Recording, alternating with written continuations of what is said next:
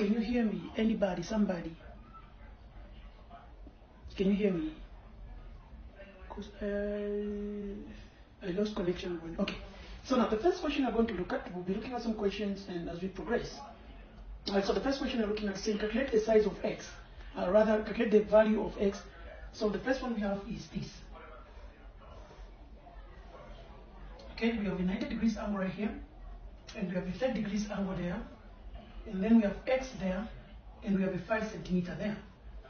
Okay, so we have been given this. This is our first example that you have been given, saying we should calculate the value, okay, the value of x, saying calculate the value of this x. In other words, we want to know what that x is, all right? So, if you've been given such a question, my good friends, which trigonometrical ratio can you use?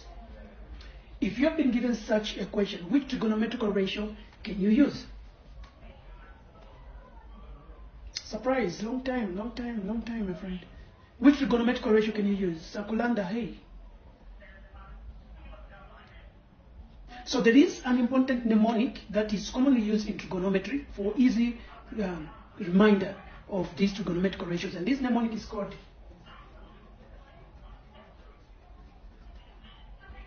SOHCAHTOA. Okay, this is the mnemonic. But now, this mnemonic is only there to help us to come up with those trigonometrical ratios. But now look at this question. We have been asked to find the value of x. Now, my question is, which trigonometrical ratio are we supposed to use? Kapala, is it Kapala? Kapala is saying sine. Others, what do we say?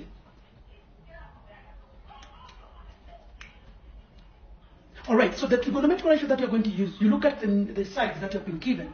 So you have been given this side and that side. The other side is not given, but you have been given an angle. So you have an angle, and the two sides. You have an angle and two sides. So with trigonometry, you look at those sides that have been given. So this side here, because our angle 30 degrees angle here, okay, the opposite of this 30 degrees angle, the opposite of that is our opposite side.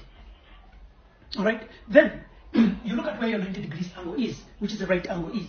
Where your right angle is, the opposite of it is hypotenuse. Right? In other words, the sides that we have been given, it is the opposite and hypotenuse, or the hypotenuse and the opposite. So in the trigonometrical ratios, which of the trigonometrical ratios gives the fraction of opposite and hypotenuse? Okay, it is so, alright? So, which is sine. So we're going to say sine 30 degrees is equal to, our opposite is 5 centimeter, over our hypotenuse, it is x. Good job, Rita. Good job, Kapal. Alright? Then after that, what we are interested in is the value of x. Our area of interest is in the value of x. Because of that, we need to make x to be the subject of the formula. So we'll cross multiply. Yeah? So to be x times sine 30, x sine 30 degrees is equal to 1 times 5, it is 5.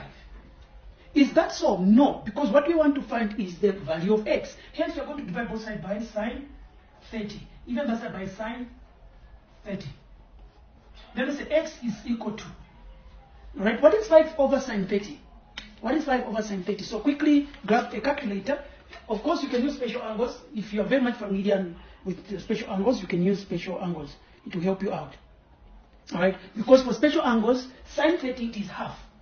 For special angles, sine 30 is half.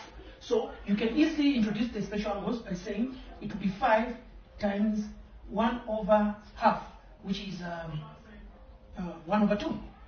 Okay? Then after that, what we are going to have is x is equal to 5 times 1 is 5.